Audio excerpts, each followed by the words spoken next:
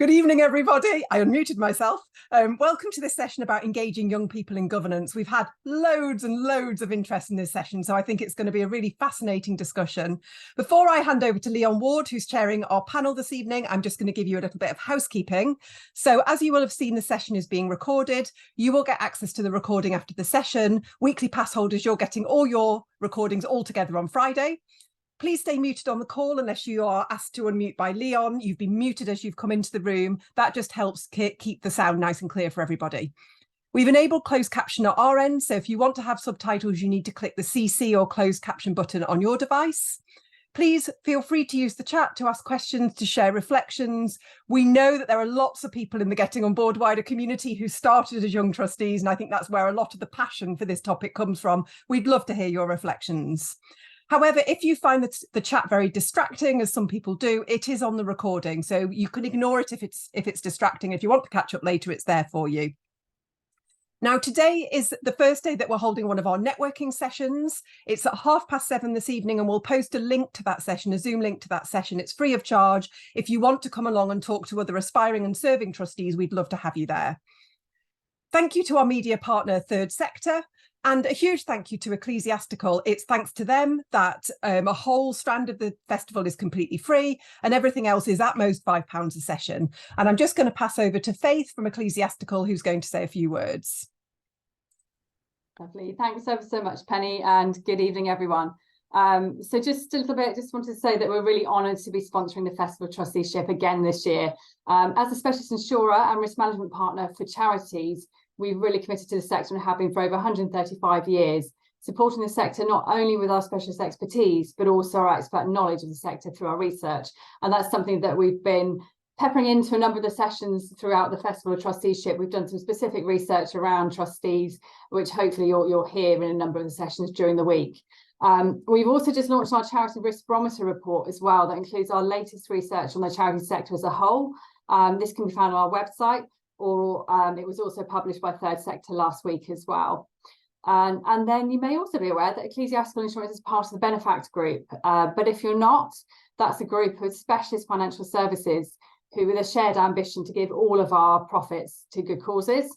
So this ambition has made the Benefact Group now the third largest corporate donor in the UK, with aspirations to reach number one. So just because I know a number of you are trustees and running charities, we do run a programme of giving each year called Movement for Good Awards, which I know Penny will put in the chat in a moment as well. And anyone can nominate a registered charity or not-for-profit organisation or KIC for money and grants throughout the year, anytime for a £1,000 grant. But this week we do have a special grant for £5,000 that we're giving away to 10 children and young people charities as well. So if you are one of those, please do put in your application. It takes about 30 seconds to do. So we very much hope you enjoy the Festival of Trusteeship and of course today's session. Thank you ever so much, Penny.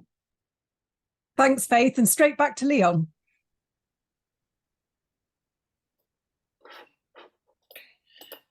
Did you hand over, Penny? Sorry. I did. Like in the internet there. Hi everyone, my name is Leon. I'm one of the trainers at Getting on Board.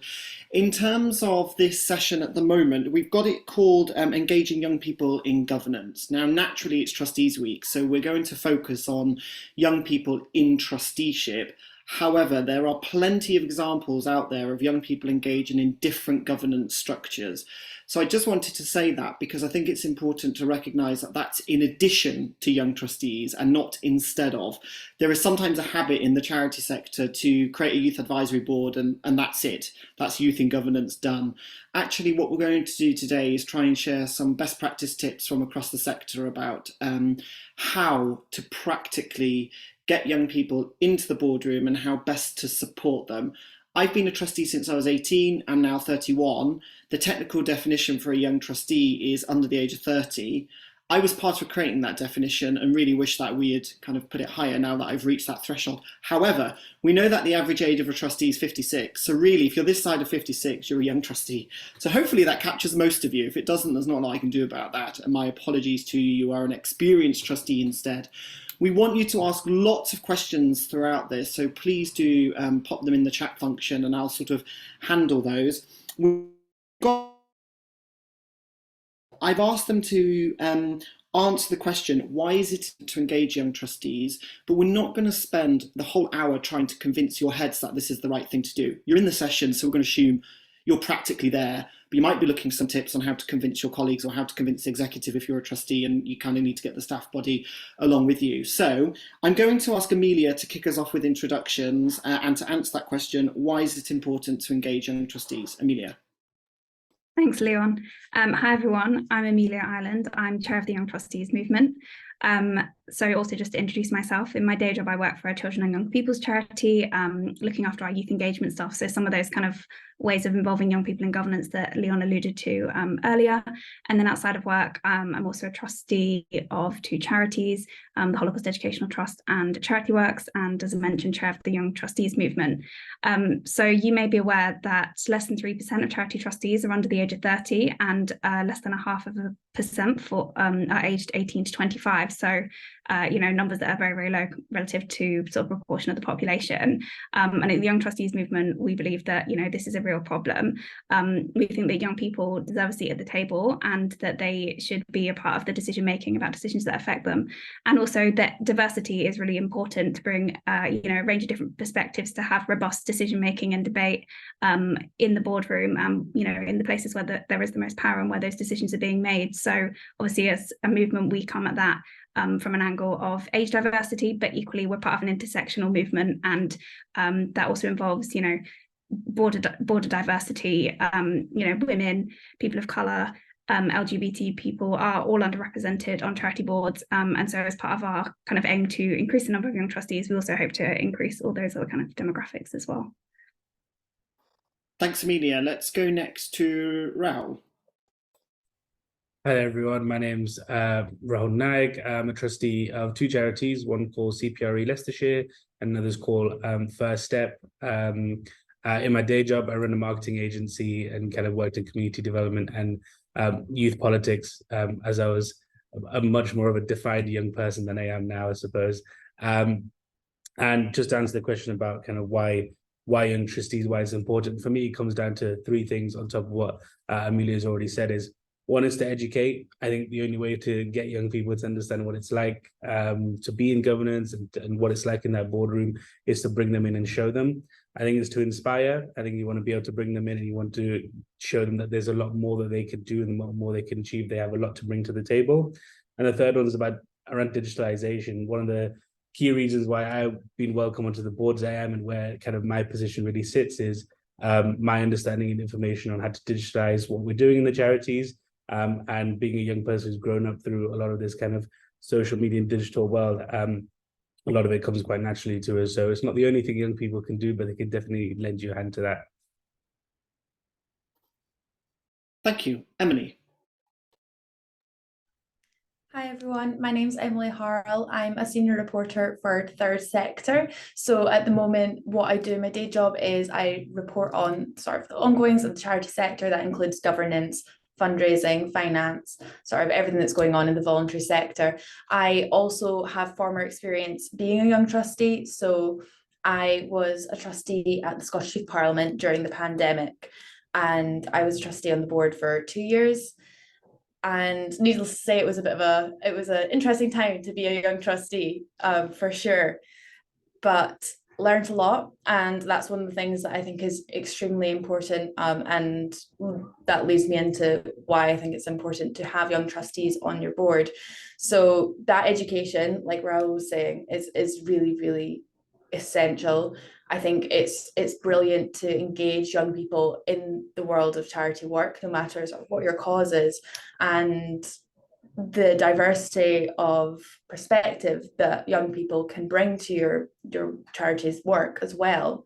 By having a seat at the table, you're not only giving them that experience, but you're gaining a real insight into a specific community that is quite untapped. So by having young people are at the heart of many of the communities that charities actually serve, and that lived experience knowledge can be really beneficial in making sure that what you're doing is benefiting your service users.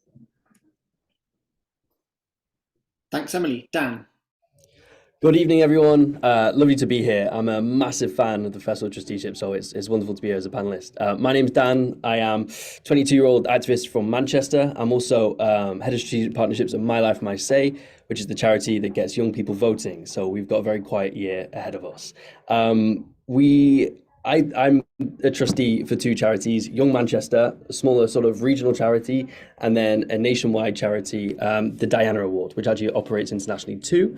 And it's been such a privilege to be a trustee on both charities. And I was really thinking about the question about why, if I was to try and sell it, and I think it links to the very first reason why I started to become a trustee. I was a user of mental health services in Manchester as a young person. And got quite frustrated with the nature of the services, and thought actually there's a lot that can be done here on a regional level to improve conditions for young people, particularly in the mental health sphere.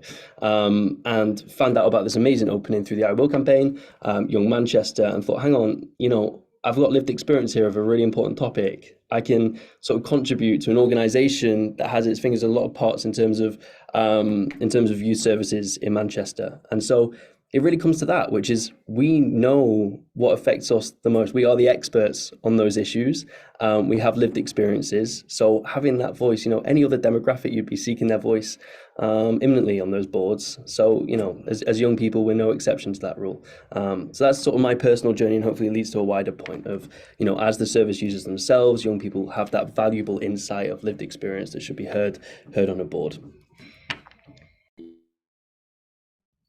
Great, thanks, Dan. And I've just popped a comment in the chat room, and someone's already responded saying that they're about to advertise for 2 under 25 trustees. What is the pre-work that charities should do before getting young people on their boards? Let's go to Rahul. I think it's a really important question, especially when I think about the 2 roles that I had applied for in the trusteeships that I have at the moment. They didn't necessarily specify anything about young people, but a couple of things that we've considered as we've been trying to recruit for new trustees is understanding the needs of that board from a resource point of view.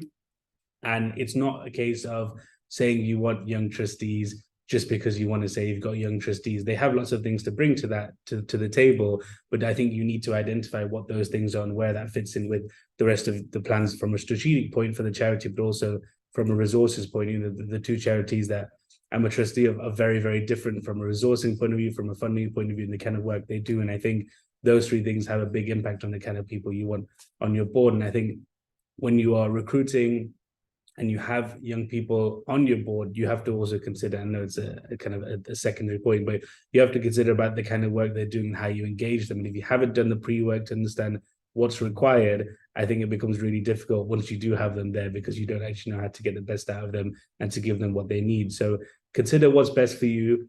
Consider how that fits in with where a young person might be able to fit in. So, for example, one of mine is that one of the charities was looking for someone to come in and kind of revitalize social media and digital presence, help with my professional skills. But as a young person who has the ear to the ground in that kind of world, there was another reason for what they were looking for and what I was looking for as well as a young person. But that pre-work had been done a little bit. So that's definitely one of my biggest things, is to consider the needs before you start thinking about, we need this type of trustee or that type of trustee. Thanks. And Amelia, I know the Young Trustees movement has a sort of checklist. Do you want to talk us through some of the things on that checklist that boards need to, check themselves against to make sure that they're sort of ready for young trustees and for them to join? Yeah, absolutely. And I'll share a link in the chat afterwards so that people can download that recruitment checklist if that's useful. So I think really, like, from a starting point, interrogating why it is that you want a young trustee on your board. I think, if you want someone there to be a token young person, like, that's not a good starting point. I think you really need to understand why you're wanting to bring that perspective in, understanding the value of having a diversity of perspectives, and making sure that person's going to be treated whilst they might be like a young trustee, just as a trustee like every other trustee on the board, because they share that same legal responsibility and they're there like everyone else to be involved in all of the different decisions, not just the things that relate specifically to young people, or things that we might stereotypically associate with young people, like the digital stuff or social media. So that's kind of, like the sort of main starting point. But then also thinking about when you're putting together your role descriptions, making sure that you're ensuring that there aren't lots of barriers in there for young people that will put them off applying for the role. Thinking about when you've done your recruitment and you're bringing young people in, like planning in advance of getting to that point, how you're going to be able to support those young people, so what their need is part of that process.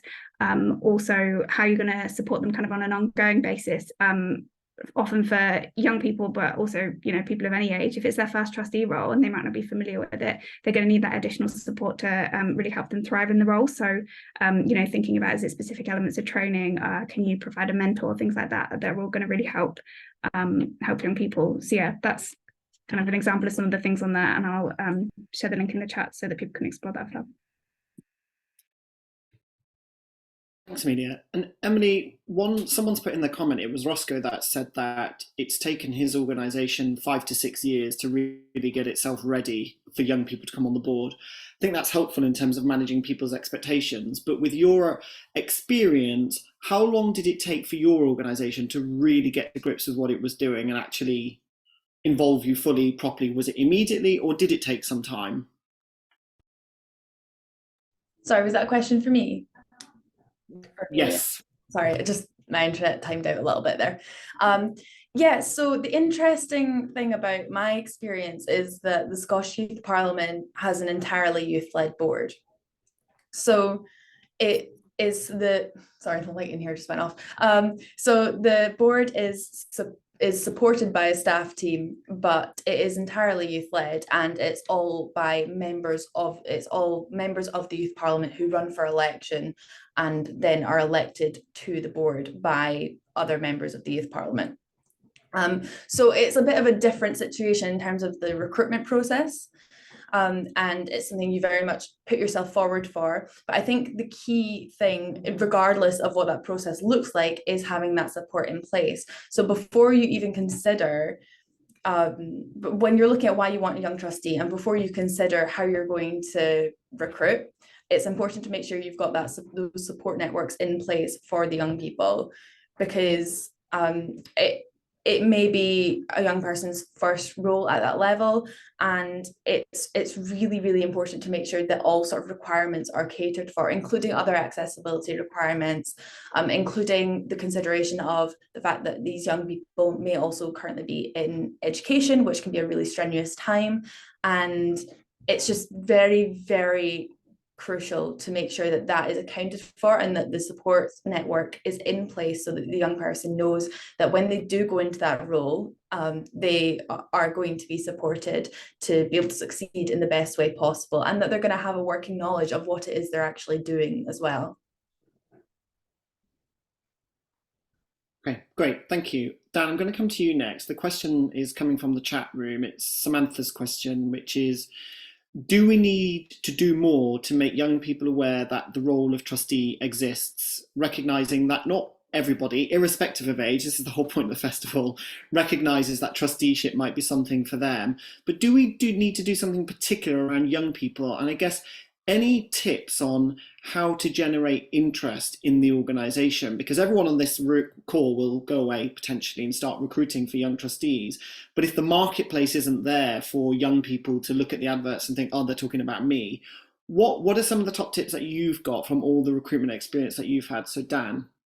No, great question. And I was actually typing an answer out, so it's fantastic that I can say it instead. So Samantha, wonderful question, and 100%. So, events like this are fantastic because what it allows us to do on the panel is show other young people that we're currently doing these roles, that it's pretty, majority of the time it's really accessible, it's great fun, and it's a great way to have influence. And I think visibility is paramount there. For an organization, that comps piece is really crucial, right? And, that descriptive element of what a trustee is really crucial. And do use us, do bring examples in from, and the Young Trustees movement are great at comms with this, is showing and highlighting young trustee stories. And part of that process is really demystifying what a trustee is. I know the Young Trustee Movement, me can speak more to this, are doing some great work of that over the next few months with podcasts, etc., etc. What I'd really advise to do is, at My Life, My Say, we have a saying here, which is that we meet young people where they are.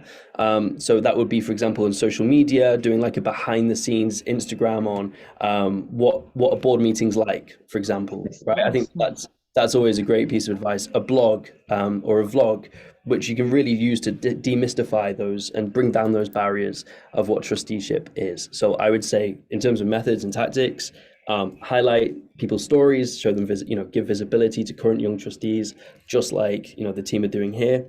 Number two, meet young people where they are. Usually social media. So show sort of Instagram, videos on like what a board meeting is, what it looks like. Blogs are a great way of doing that too. But yeah, we can take, if there's anyone wanting to do that, I know Get On Board and Young Trustee Movement are great at that. Definitely reach out. Thanks. Maybe if I spin the question a different way. So Rahul, tell us how you got involved as a board member. There'll be people watching this wondering, why on earth are these people under 30 on charity boards? Have they not got more interesting things to do at that time? Of course, trusteeship's the most interesting thing in the world. But notwithstanding that, some people will think it's a bit of an odd thing to do so early on in your career. So it might just be nice to hear from a couple of you how you got involved. So Rahul, let's start with you. Yeah, absolutely. And I think completely second everything that Dan said. And I think the key message for me there is about you can't be what you can't see. And we talk about it a lot in kind of in aspects to EDI and a lot of the work that I do. But I think it's exactly the same here for young people, is the same, is that unless you see people who are kind of like you that are doing that kind of thing, it seems like something, and just like what the stats show, is something for older people, experienced people, retired people, whatever it is. But actually there's a lot more to it. I think for me, I come from a slightly privileged position where people in my family are trustees and run kind of charitable organizations. And I think I've had a forced education on how it all works from a young age, whether I liked it or not. But I think it's worked well out for me. But I think this point about meeting young people where they are is really important, because not everybody else gets that kind of background. And I think it comes down to, in terms of how and why, and I wanted to get involved. It's for me, it's from an interest point of view. So one of the charities that I'm a trustee of, CPRE Leicestershire, works about protecting the countryside, works on climate change issue, looks at kind of planning and access to the countryside for different kinds of people, and that's something that I have an interest in. And because of that, it was an organization that I knew of. So when opportunities came about, it was something that I felt a little bit of confidence in going and having a conversation. At first, I went and had a conversation with the chair before even applying, just to know what are they looking for, what is it like, and just to get a bit of that understanding, because it was my first step. And I think when we talked about pre-work, I think being able to open that conversation for young people to know a little bit more about the role before they jump in with 2 feet, I think is really open, interesting, and important to have as part of the process. So whilst there's a little bit of my privileged upbringing, I suppose, of having a bit of an understanding of it, I think being involved in that kind of and having interest in certain spaces led me to organizations that were definitely open to it. And I had something from day one I could talk about, because I had an interest in it. I was kind of involved in the conversation, and I had something I can go to. And I think, depending on all the organizations that are here in this kind of chat about what you do, think about how the work that you do, how it affects young people, where they can get involved, because they'll have an opinion on it one way or another. And that's a really interesting way to be able to bring them in. Thank you. Amelia, what about you? How did you get connected to the boards that you're serving on? So my first trustee role, I joined at the age of 22. So it was for a charity that I'd been involved with since about the age of 18. And I've been a participant on a number of their educational programs. So interestingly, actually, I first saw the role kind of just advertised on social media, on the website, and I'd read the role description and thought, oh no, I definitely can't do that. I don't have enough experience for that. There was a line in there sort of, have some governance experience. And I was like, well, I don't have that, and kind of put it out of my mind. And then the member of staff who kind of like was responsible for running the educational programs reached out to people like myself who have been participants, and said, the organization's recruiting for trustees. Consider it, like, a young person who's been through our programs would be really a great person to get on the board. And if you're interested, let me know and we'll set up an informal chat for you with the managing director. So I did that and had a really good conversation. And he, encouraged me to apply anyway, despite the fact that I didn't necessarily tick all of the so-called like essential boxes on the role description. And yeah, after that, just, was successful in the recruitment process and joined the board. But I think it's really interesting how, if it wasn't for that sort of second interaction that made me consider it again, that would have, created a barrier for me, and I'd never have applied for the role otherwise. Great.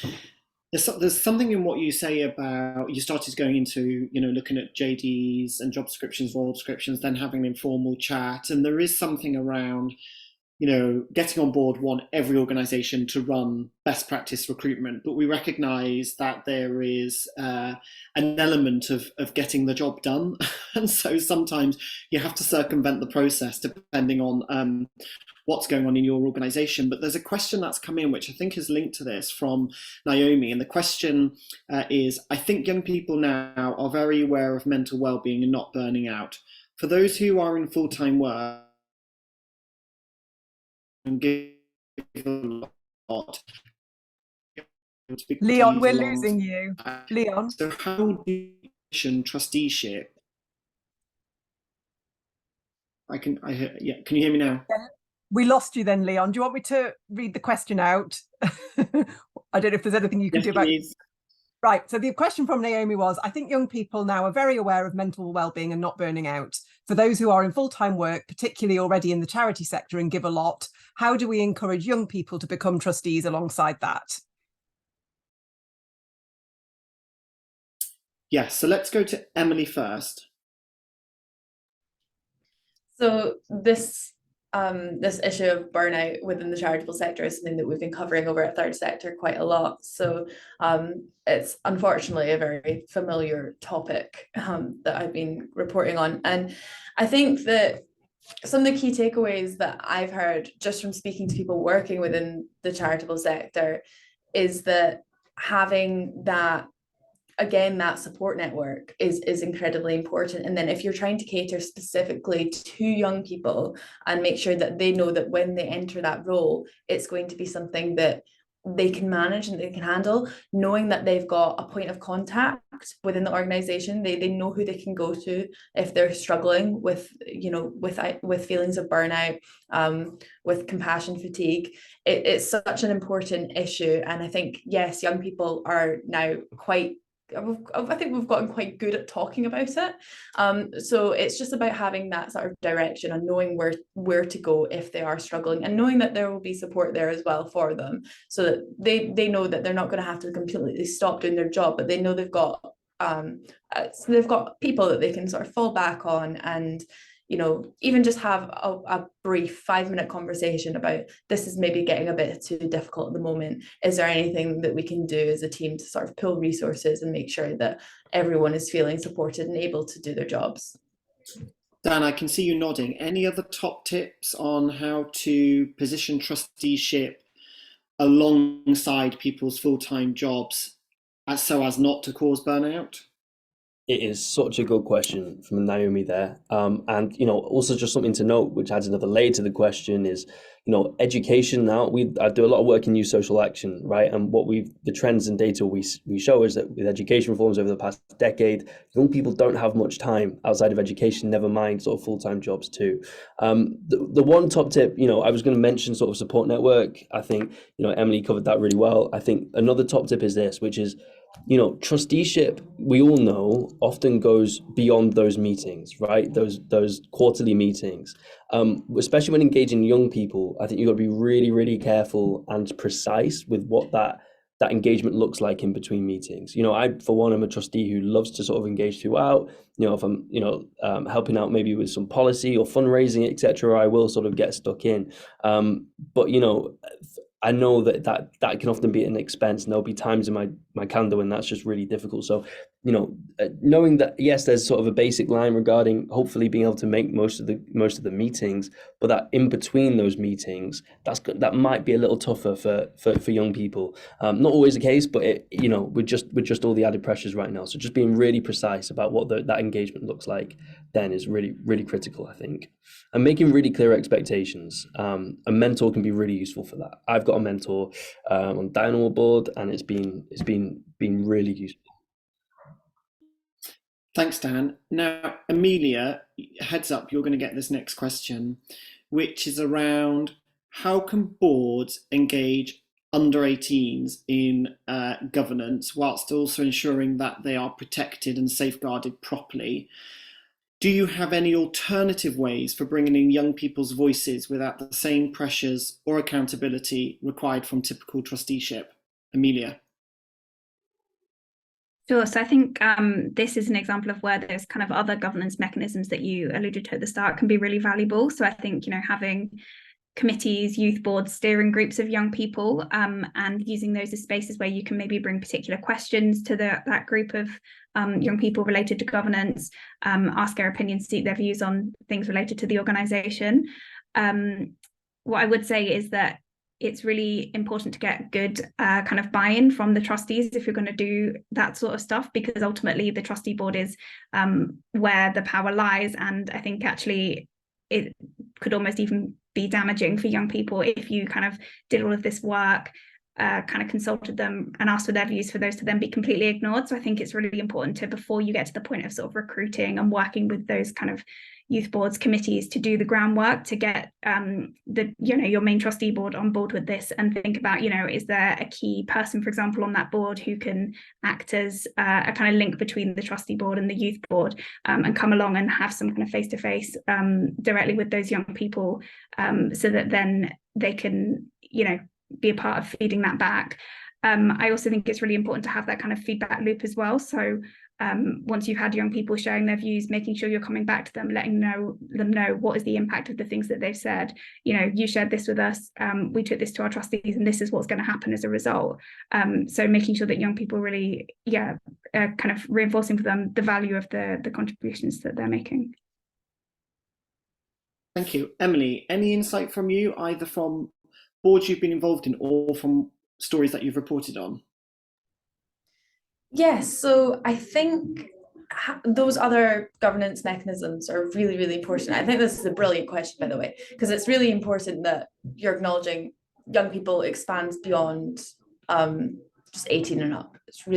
It is essential, especially for a lot of the services that charities provide. It's really important to be able to get that sort of feedback. One way that it was done quite well when I was a trustee was, although we did have a youth-led board, we also had steering groups, or just different groups formed of other members who had an interest in a specific area and wanted to make sure that the organisation was catering to that specific area. One that we had facilitated was around tackling imposter syndrome within young girls in the organisation, and it was really, really important to have that discussion because it was fully led by the members, and I think that's a sign of really of that sort of governance engagement done really well and really positively, because it was led by the members. As trustees, we were able to listen to that, and we were able to feed off of that, and then make decisions based on what we'd learned directly from the people that were being impacted by these issues and these concerns. And it sort of feeds into something else that I think Naomi just said in the chat there, that yes, another barrier for young people is I haven't been promoted in paid roles yet in the sector, so why would I be qualified enough to be a trustee? That's a really, really brilliant observation, because it's so true. That sort of imposter syndrome, I know I felt that when I first became a trustee. I was like, what am I doing here? Genuinely, like that feeling of not feeling like you're you deserve to be in the position you're in, it can be really pervasive. And a number of other young trustees that I've spoken to have also experienced that. And I think that goes alongside those other governance mechanisms where you're engaging young people. You need to make sure that if anyone is feeling that sort of imposter syndrome type of feeling, they have an outlet for it, they have a way to speak to it, and you just need to try and do the best you can to minimize that feeling as much as possible. Make sure that things are engaging, make sure that things are accessible, and make sure that things are done in a way that means young people do want to be part of them. Great. And Rahel, I want to come to you for this question because I gave you the heads up in the chat I was going to, so let's do it. But there's something about imposter syndrome, but I think the gist of Naomi's question is about pre-application imposter syndrome. Why would I apply for the role if I'm not in a senior role in my day job? Any thoughts on how charities can unpack that myth a little bit for young potential trustees? Yeah, I think it's a really important question, and definitely back what Emily said about that as well. I've definitely had it, definitely experienced it, and that's now coming from a place of running a business. And I think even if you're just starting out in a career and kind of coming out of university, whatever it might be, that it can be even stronger in how you feel. That I think in terms of pre-application, for me, one of the biggest things was being able to have that conversation, informal chat with someone that took the language and sometimes very jargony, very complicated language of a job description, role description, and put it into very simple terms in a conversation that makes it a lot clearer. And I think part of the imposter syndrome is, what do I actually have to do? What are the actual responsibilities? That both from a legal point of view, from an operational point of view, it can be a lot if you've never been involved in that kind of work before, to go, oh, there's all this stuff, and no, I'd rather not bother with it. So I think being able to take a lot of jargon out of those descriptions is going to help young people feel it's more accessible. I think being able to have those informal conversations really helps as well. And part of, I think, once they are on boards and once they are applying, I think something Dan alluded to earlier around kind of mentors and buddying with experienced kind of trustees to be able to really break down what's happening with this agenda. What do these points mean? Why do we have to go through this process? What are we voting on? All the the technical mechanisms that we might take for granted in all these meetings that we're in all the time, actually for young people can be very confusing and very scary. And I think it's good to be able to have. I remember on one of my first ones, every single time we were moving agenda point or discussing something or voting on something, there was either my mentor, buddy, or chair just giving like commentary notes underneath of what was happening. So I actually understood why we're doing these things and why it's important, how this process works. And I think you have to go those extra steps to start making people feel comfortable. And I think it actually doesn't matter, whether people have additional needs or whether they're a young person, you want to make it accessible and open. And I think this is just a bigger part of the same conversation, really, when it comes to accessibility and trying to make things work and being able to break things down. Yeah, and the CEO of Lloyds Bank Foundation said exactly that this afternoon, that actually chief execs have a key role to play in helping new trustees understand the papers. Like, lots of trustees turn up and not having a clue what's really going on for the first year until they get kind of rehearsed with the lingo and all the rest of it. So there's a bit of prep work to be done. I think it's linked to the boardroom being a classroom and people being really comfortable with the boardroom being a place to learn as well. And linked to that is Roscoe's question, which is, how do we approach retention and reward for young people joining boards? How do we ensure they're getting things from it and not just the organisation or the board benefiting from them? How do we ensure it's a two-way street? Dan? No, it's again, incredible question. Look, I mean, there's a few things. It's really if this, trusteeship for anyone, no matter where you are in life, should be a personal development opportunity, right? It really should be. It should add something in terms of skill set, network connections, but also confidence as well. And if this is, and it should be even more so for young people. This is an incredible opportunity for young people to show them, show their community what they can do, but it should be framed as a personal development opportunity as well. So, a part of that is not expecting people to come with everything, come with all the sort of skills that you're expecting. They'll come with many, but also being able to really invest in that young person by saying, where does this fit into your wider direction, right? Where do you want to go career-wise?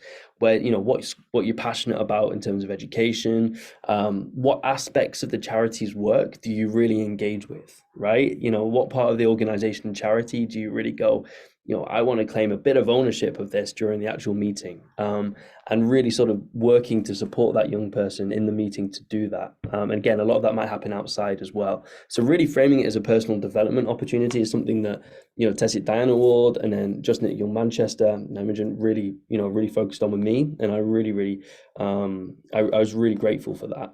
Framing it as a personal development opportunity, giving me sort of opportunities sort of throughout, involved with the charity to really sort of amplify those skills and develop them even further, is definitely one. Retention's really a really interesting point. Trying to think. So, I would say the same. I'd say, as long as, you keep developing the young people and sort of really showing how the charities work sort of links to their passion, I think they'll be there and they'll invest as much too. But it's, it's a really great narrative that we're saying of like, it shouldn't just be young people's skills and, passion being taken away. They need stuff too. They need sort of investment as well. But I think charities are a great way of doing that. And we need to spread that message more. We need to spread the message of charities and trusteeships is a great way of developing yourself from a personal development standpoint. And I think we can do better on that. Yes, and trustee retention is interesting because there are a bunch of trustees who are retained that you kind of wish weren't a lot of the time. Chairs will definitely resonate with that. People you want to gently move on. But good trustees are hard to come by, and something around making sure that there is sort of constant CPD for your board and a chance for them to learn and develop is helpful. But I also find that lots of people come into trusteeship to use the skills that they originally trained in or that they're really deeply experienced in, but that the day job stops them from doing because they've gone up the ranks or whatever and they're not doing what they love. So I'm interested in one more viewpoint around retention. So Amelia, why do you stay on the boards that you're on? What keeps you staying as a trustee? Because we've dealt with the why you were attracted to the roles in the first place, but why do you continue to stay and stick around? Yeah, I guess it's kind of similar to my original motivation for joining the boards, in that I'm really committed to and passionate about the missions of those charities that I'm involved in, and feeling like at this moment in time that I'm still being able to add value to the organizations. And so, I think that's why I kind of stay there. I think as well, the role of the chair is really important, and having regular check-ins with them and, talking about those things like Dan was mentioning around, sort of training and development, opportunities to get involved in other things to, increase your confidence, increase your skills, and just, having the space to be able to openly give and receive feedback, I would say. So, getting feedback from the chair about how I can improve my own personal performance, but also sharing things about, is there maybe something about the way that the board's working which isn't working particularly well for me, or that's I don't find to be inclusive, and being able to share that. And I think if you've got a good chair, they'll respond to and act on that and help to make the board an even better place where everyone on the board can work together, and so that the organization thrives. So yeah, sorry, I feel like I've kind of gone off on a tangent, but I think for me it's really feeling like I'm still adding value to those organizations and to causes that I care about. Thank you. Tangents are welcome, but we'll move on to the next question. So Rahul, I'm coming to you. Just a heads up. Did the legal liabilities of trustees make you think twice before becoming a trustee? The reason I've come to you first is because you said it was sort of trusteeship was almost forced upon you in as friendly a way as possible by family members. So you were probably acutely aware of the legal liabilities. My personal perception is lots of trustees haven't got a clue what their legal liabilities are, and that's partly why they join a board, then they dart when things go wrong. But let's take Emma's question in the spirit that she asked it. What kind of calmed you down if you were a bit anxious about liability, if anything? Were your concerns alleviated, or have you just sort of worked out that there are liabilities as you go down trusteeship? I think probably a mix of both a little bit. I think what did help in the initial stages, definitely in the first role, was to learn more about the people who are on the board and their experience. And I think that really helped make me understand, okay, we've got a safe pair of hands in some of the things that we're doing, especially when it comes to finances, etc.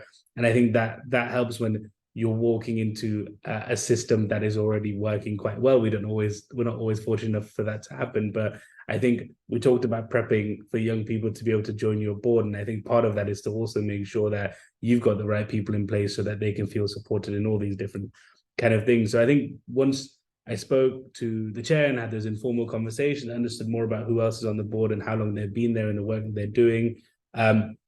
That helped to alleviate it a little bit. It never alleviates it completely, because it is something that I think you have to be aware of as being a trustee of what the kind of responsibilities are. But it does help knowing who else is on there. And I think the two charities that I'm a trustee of, one, we don't have any staff, and the trustees and the board are very involved in the operational side of it, and so we take a lot more on. And another one as well, we have a relatively large team. And we're much more strategic away from the operational. And there, I think, however many places you're removed from the work that the charity does and where you sit as a trustee has an impact as well. And so being able to understand that, where does me becoming a trustee in this organization fit with what they do on a day-to-day basis, and where does that sit me with the liabilities, I think really helps, and have that operational understanding of the organization as well as a strategic one. So those conversations, I know I keep coming back to, but those conversations really helped. And I spent a lot of time on Charity Commission websites just looking at the organizations and understanding more about kind of how they're set up and who's there. And I think this goes back to the education piece of, you can look at that stuff, you can see how charities are doing and who's involved, etc. But if you don't know where to look for it, you'll never obviously find that information. Thank you. And Emily, coming to you, when you first became a trustee, were you aware of the liability side of things or not? I think, again, pretty much a mix. We were made aware, but I think it doesn't necessarily hit you until you're actually involved in the direct running of things. And I think Raoul hit the nail on the head with what he was saying there, because it's very much a learning experience, especially when you are that young. I mean, I was 19, and I do think it's something that you do need to learn, but having those pre-existing relationships. In my case, it was because the board came in. I think there was only maybe a couple of people on the board who had previously been on boards or been on that board, just because of the way that the process worked at that charity. But I think that having those strong bonds with like the staff team really helped me, because they really walked us through everything. And then also speaking with your advisors, your legal advisors, it's really important that you have those relationships built. And again, I cannot stress enough the importance of making sure that the documents are like accessible. When we talk about accessibility, it's not just accessibility for additional support needs, although that is incredibly important. It's also about making sure the language that you're using in the boardroom is actually accessible to the young people who are on your board and are, they may seem like they're completely following it, because it can feel quite awkward to say, actually, can you explain this again? But making sure that environment is there, that they're able to say that, and making sure that you're using language that is accessible as possible, especially when you're getting into the nitty-gritty of like finances and stuff. It's just very, very important. And there's a really a good paragraph that's been put in by Hordes, and I'm just going to read the second half of the paragraph, which is, it's not just about the induction and training, it's about creating a board culture and shifting it to where young people with various lived experiences can feel comfortable, welcome, valued, and want to contribute. Otherwise, especially when boards tend to be older, it can be incredibly isolating. So what is the recipe for brilliant board culture for young trustees? Let's start with Dan.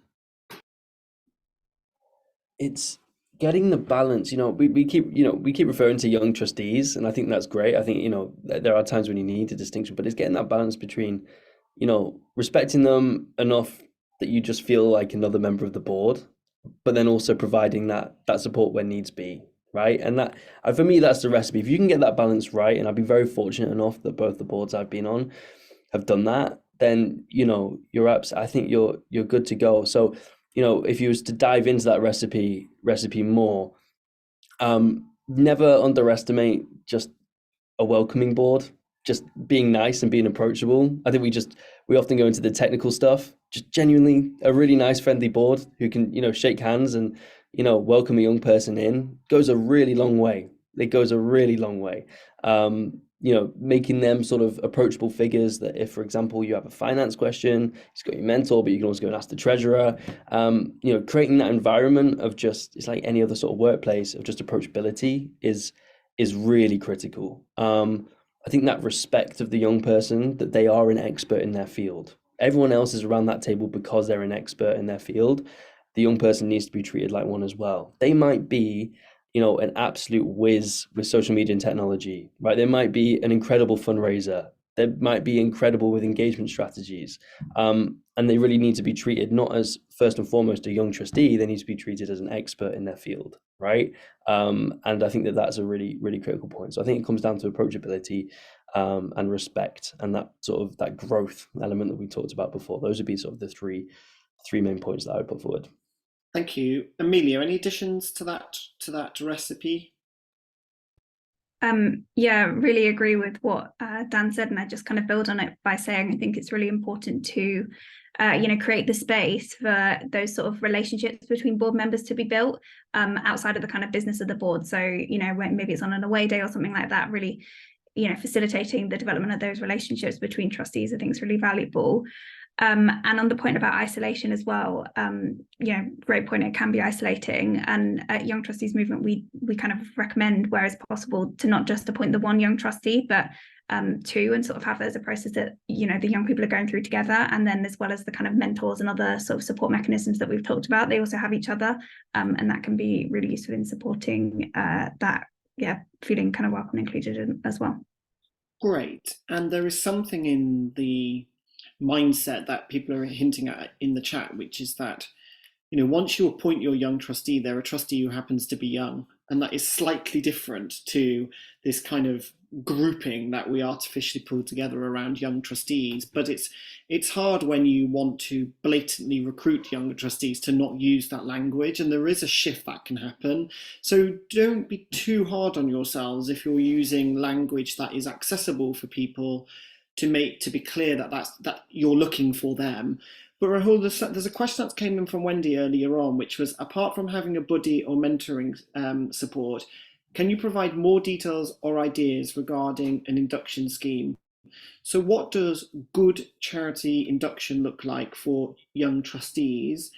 I suspect most of what you say will just form part of a good induction, no matter what the age of the trustee. But let's go with it anyway. What are the key bits to success for a good induction? Yeah, absolutely. I think it's a really important question. You talked about how we get them involved, but actually, once they're ready to get involved, how do we make sure they stay and they have to have a really good engagement? So I think when it comes to good induction, the buddy and mentor stuff's really important, and I think that helps navigate through an induction in the first place. I think you need to make sure that there is consciously time put in with all members of the organization, staff, board, whoever it is, external kind of stakeholders who are involved, to be able to give them full context of what is actually going on. I found it really useful in one of my roles where I was able to sit down with another member on the board who gave me a bit of history of how the board is set up at the moment, how those relationships work, why is it this way and not that way, and just a bit of context so that when you go into your first couple of meetings, you're not surprised that this is done in this way or people talk in that way, whatever it is. It just helps to give you that kind of context and understanding, so you're not going in completely cold. So of course, in a good induction in terms of being able to meet everyone, being able to understand all the papers you're going to get and how they work, being able to understand in the detail how services, the charity offers services, how that operationally impacts what the board looks at. But actually, there's a lot of things that are a little bit more invisible in more relationships and, small p political, how boards work and things like that, which I think induction, especially for young people who can come into that not really understanding it, they need to be able to, if you want them to participate as just any other trustee, they need all of that context to be able to really do their role properly. And I think that's an extra piece on that induction point that is, I found it to be missed. But when it's done well, you can definitely do a much better job in the role. Great, thank you. And we've got 2 minutes to go. So I think it's fair to give you guys the last opportunity to contribute. So I guess the question is, rather, what would be your top tip in response to all the sorts of questions and themes that have come through the last 55 minutes to people? Your closing top tips. Emily, I'm going to come to you first, but I'm going to talk for about 10 seconds longer just to give you time to think, because there is something in what Rahul said there about buddies, and I find board buddies so helpful for that context setting, and also helping you work out why trustee X is so defensive about something or so aggressive about something. What is it that's riling them up? Because you have no context, you have no understanding of the recent history and small p politics. So I think what you said there is bang on. But Emily, your top tip, over to you. I think just base everything around a culture of respect. It's so important. From the induction, when you meet the team, having that respectful acknowledgement as you are all experts, and that's why you're there. And then that continues throughout your entire work with that trustee. They're a trustee first. They're a young person. They just happen to be a young person. They're a trustee first. And I think that's incredibly important to maintain throughout all of your work, and maintaining that culture of respect and positive engagement, even when you're done with your board business officially as well. Great, thank you. Dan? Be as enthusiastic and as encouraging as this panel has been today, and this whole atmosphere and this whole festival is. Let's keep that enthusiasm going. Every single person in this room can think of a young person who would make an outstanding trustee. After this, go give them a nudge and tell them there's a position out there and it's got their name on it. Great, that's great. Thanks, Dan. Rahul, you next? I think my last thing would be don't just take everything that everyone involved is going to assume it. I think when we talk about young people and trustees, is think about the detail, understand the experience they're going to go through, start to finish, and try and take all the jargon out of it as much as possible. Thank you. Amelia? My top tip would be that if you want to attract young people, to really think about the information that you're putting out there about the role. So ensuring that you're taking away the barriers that young people might face, be really clear about what support you can offer, and be really kind of open. You know, you might want to run a Q&A session, offer opportunities for people to be able to come and have those informal conversations and ask questions, so that the role is then something that they feel comfortable applying to. And also check out the Young Trustees Movement website, because there's lots of really useful resources on there that will help you. That's great, thank you. And Samantha's already sent it on to her son, so that's that done. The other top tip I would say is that if you click on the Aspiring Trustees tab of the Getting On Board website, we run a session that is free every month. I run it, called What is a Trustee and How Do I Become One? And it's an introductory masterclass into trusteeship. So we're doing the hard work for you. Send them that. It's completely free because it's funded by our partners. Otherwise, that just leaves me to say a big thank you to all of our panelists tonight for spending some time with us, and to all of you for your questions. I think we got through every question in the chat function, either through reply or through actually asking them. So thanks to you all, and I'll just hand over to Penny. Thank you all. That was a really superb session. I put an evaluation form in the chat. We'd really love to hear from you, what you thought of this session. It'll also pop up when you come off this Zoom. We have our first networking session of the week tonight at 7:30. In the comment that I just posted in the chat, you'll find the Zoom link. So copy that before you come off this call if you'd like to come to that. Other events, so here are just some of our many events this week. Straight after this, well, actually in half an hour, Leon is delivering What is a Trustee and How Do I Become One? So if you are here as an aspiring trustee, or if that young person you might go and nudge that Dan has just told you to nudge is available in half an hour, get them back onto the festival. That session's free of charge, and as Leon says, we run it every month anyway. We've got lived experience on boards on Thursday between 1 and 2. We've got Should Trustee Boards Have Diversity Quotas, also on Thursday between 5 and 6. We've got Our Charities Heterosexist, Friday 1 till 2. And then we've got Where Are All the Working Class Trustees, also Friday 5 till 6. So that's just some of the sessions we've got going on this week. If you've paid £5 to come to this session and you're thinking that was cracking, I'd like to come to some more of the festival, you'll find a code in your confirmation email and in your follow-up email, which will mean that you can convert to a weekly pass and take the £5 off. And a plug for getting on board in the Young Trustees movement. You know, it's Trustees Week. We're out and about a lot this week, but actually there's lots of support available from us and other organisations for serving trustees and aspiring trustees. So hope to see you on other festival sessions. Thank you so much for coming and have a nice evening.